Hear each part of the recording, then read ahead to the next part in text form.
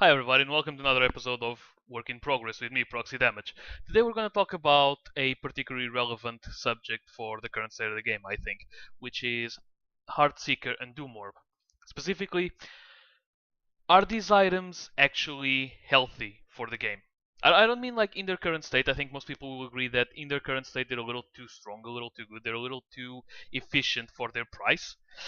My argument is whether these items belong in the game, whether they're healthy, where it's just a matter of changing their numbers, or if their very design is harmful for the game, is unhealthy for the game, right? So for those who don't know, Heartseeker and Doom Orb are stacking items. What are stacking items? Stacking items are, if you want to think about it, variable investments, or they're a little they're items with an additional price, right? Where you most items you buy the item and you pay this much for this many stats on this passive or whatever. And stacking items, you pay this much money and you get a weak version of the item, and you then get to build it up by killing minions or enemy players. And you build stacks, and the more stacks, the more powerful. Once it gets to the maximum, right, maximum number of stacks, the item becomes extremely efficient. Like all of that, that's a common thing with all the stacking items, right? Once they're fully stacked, these items are incredibly cost efficient because you are paying for they have that additional cost of time, right? Because you first buy the weak version, then you gotta farm them up to the powerful version, which adds that extra cost. Like, not every stacking item is the same, though. I'm not gonna argue about Warlock Sash or Transcendence, because yes, they are very cost efficient, but power isn't everything. But cost efficiency isn't everything in an item because of the cost of time, which is very important. Like as we mentioned before, an item can be extremely powerful, like Transcendence, for example. Transcendence is, if I remember correctly, the single highest power item in the game, most physical power. Like there is no item in the game with more physical power than Transcendence in the late game, but it takes a long time to get there, and it's very expensive, and so most people nowadays don't build it. So not all stacking items are the same, right? Again, Warlock Sash, for example, or Transcendence, they just have the additional time cost, and it's always a matter of efficiency. Whereas Heartseeker and Doom Orb, they're particularly problematic, and they're the ones I'm arguing against, right? Why? Because they are extremely cheap. If I remember correctly, under their current price, both Heartseeker and Doom Orb are the single fully stacked. They're the single most efficient items in the game. But here's the problem: once you die, you lose a certain number of stacks. I don't remember if it's half or 1/3 or something. I think it's half. It doesn't matter. You lose stacks. You lose power on them. So why am I arguing against these items? Well, first of all, the stats are extremely cheap, right? You might argue, well, that's kind of true for all the stacking items, right? Once they're fully stacked, they're extremely efficient. But Heartseeker and Doom Orb are very, very cheap. Warlock Sash, for example, or Transcendence, they're very cheap for the stats they give, but they are expensive items, right? They're normally expensive and then they have the additional cost of time. Heartseeker and Doom Orb are just really cheap and they just have the other additional cost of time and risk, because you can lose the stacks, right? So they're really, really cheap, which in a competitive game, especially a game like Smite or like most MOBAs that puts an emphasis not just on getting raw stats, but getting them within an adequate time frame, right? On the power curve of an item, if you want. Heartseeker and Doom Orb, because they have to account for the factor of risk, because you can lose the stacks, they are overly, aggressively, almost efficient, right? But the problem is, they justify this over efficiency with the risk factor, because once you die, you lose stacks. It's the synergy that creates a design problem in the very item, right? Because if everything goes well, you have to get them. You simply have to get these items because they're just that efficient. Like, none of them even cost 2,000 gold, right? The next most efficient power item that I can think of, or the cheapest, bulk power that you can get, is Bancroft's Talent, for example.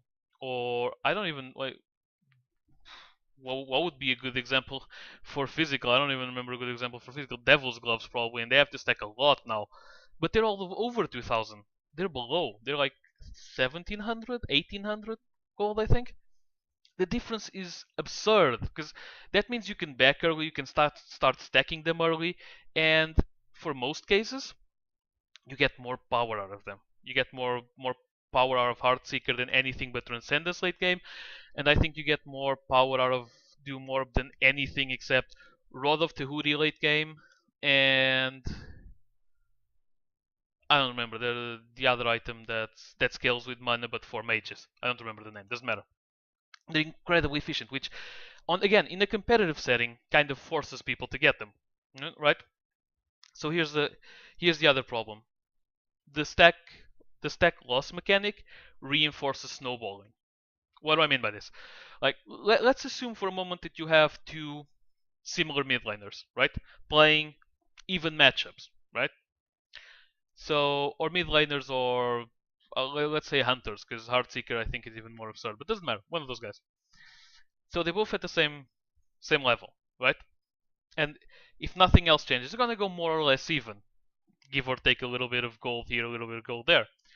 So the thing is, if one of them goes Heartseeker or Doom Orb and the other one doesn't, that guy is immediately at a disadvantage because the guy that goes Heartseeker or Doom Orb is going to start getting a lot more power faster. So it's going to uneven the scales immediately, which is going to give them a much higher chance of winning the game.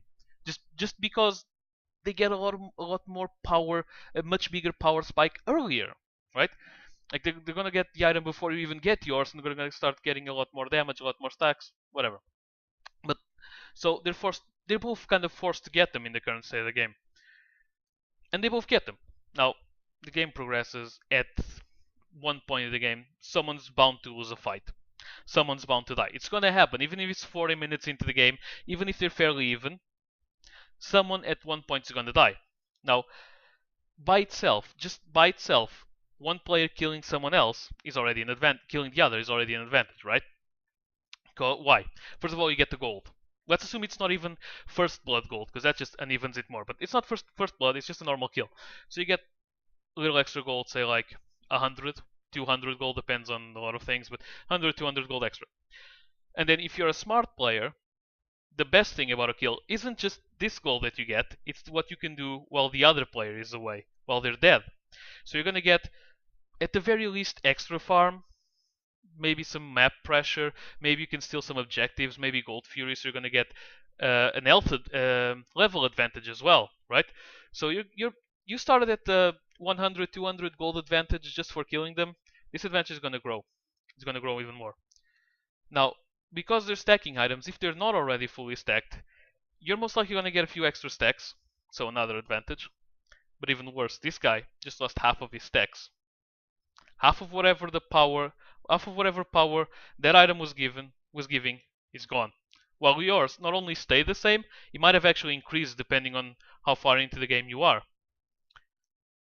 So not only is killing someone an advantage by default, because that's how the game works, right? The fact that these items work in the high risk, high reward mechanic means that it's gonna completely unbalance the sheer reward of winning a fight, of winning a 1 versus 1, of killing the other opponent. And now you could probably argue, well then, why do you go these items? Why not go for the next cheapest thing? Well, we just talked about it. Because the next cheapest thing is considerably more expensive. It's just you don't get the same power and you don't get it on the same time frame. You're not going to be able to compete. Right? You're not going to be able to compete. And that is incredibly important. Especially in the current state of the game, where you need to be relevant early and mid game, because you need to contest Gold Fury, you need to start the snowball going, you need to contest the mid camps, especially if you're a mage, right? It's a lot of advantages. Now you could argue, well, this all comes from the fact that these items are very cheap. Why don't we just make them more expensive? Because at the end of the day, the only way these items work is by leveraging how cheap the stats are with a risk-reward factor. So if they're very cheap, or if they're cheap enough to justify buying them for the risk factor, then you pretty much have to buy them. Because if you don't, you're going to be at a massive disadvantage, right? And if they're not cheap enough to justify that, like they weren't for a while, then nobody gets them because the risk factor is too big, right? When the difference between Bancroft's Talon and Doom Orb was like 100 or 200 gold, whatever it was, nobody got Doom Orb because Bancroft's Talon just it's a little more expensive, but it's a lot safer, right? The same thing with Heartseeker. When Heartseeker was a little more expensive, nobody got Heartseeker because the risk inherent to getting Heartseeker was that as soon as you die, it completely throws the. If you get Heartseeker and you lose a fight, it completely snowballs. Like, I'm not saying that it's impossible to come back from dying with one of these items. I'm just saying it is aggressive. It is aggressive snowballing, right? It's still perfectly possible to win a game, but it is unnecessarily aggressive snowballing. And and that's my argument here, right? Because these items are either too efficient and mandated and force the snowball, or they're not cheap enough and they're basically nobody picks them up. They don't exist. And I don't think I can't see these items ever being in a good, healthy state for the game. Because best case scenario, I don't know which one is the best case scenario, but like one side of the coin is that they're overly efficient and everybody's forced to get them, which is what's happening now.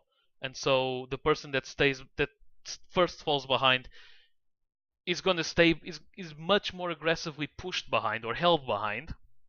And the other side is that they're really bad items and nobody gets them, and maybe like someone risks getting them, and maybe they're lucky with it and it works and they still function. If you never die, they still function as snowballing items, right? Because if you never die, they're just incredibly efficient. But if you die, they sort of become noob traps, or if you die, they just start. They force you to be on the receiving end of a snowball, even if the other team doesn't buy them. So that's my argument for these items and why I don't think they belong in the game right now. Especially Heartseeker, because Doom Orb, as good as it is, Doom Orb can sort of be replaced. Again, it gives you much early power spike. Gives you much early power spike, but at least it just gives you that, and you can sort of replace it. Sort of. Again, they're really efficient right now. But Heartseeker gives you not only power, but movement speed, and movement speed is invaluable. Movement speed is invaluable for any class, even if you're not melee, because you're gonna need to kite melee, or you're gonna need to kite any enemies or chase them, or movement speed is just a really good stat. And Doom Orb just offers you mana regen, which is okay, but not that important, right? Especially in Smite, where backing isn't as expensive if you want as in other MOBAs. I just don't think I don't see how these items are healthy towards the game. I think they're just you can't balance them for the reasons I mentioned. I think they just while they're in the game, they're either useless or negative for the game's meta. So I think they should be either removed or reworked. It's entirely possible to have these items reworked in something else, into cheap power spike items that have some other disadvantage that isn't a risk reward, that isn't the aggressive snowballing risk mechanic. Maybe, I don't know, but I think even in a worst case scenario, it's better to just outright remove them than to try and just change the stats about, because I don't think because of their core design, I don't think they can be changed. That's it. So what do you got? This is my side of the story, of course. I'm sure some of you disagree. Let me know. You have the comment section below on YouTube. You have the comment section on Smite Central. You have, if this ends up on the Reddit, you have the comment section there. You have my Twitter, like whatever. Give me your comments. I'm actually curious to see what you guys think. Whether you think Heartseeker and Doom Orb are valuable to the meta, whether they have a place, or whether you agree with me and think they're just negative and destructive towards the game, the game's health, the game's meta, whatever. You understood me. Any other comments that you guys want to leave? Thank you for watching, and see you next time.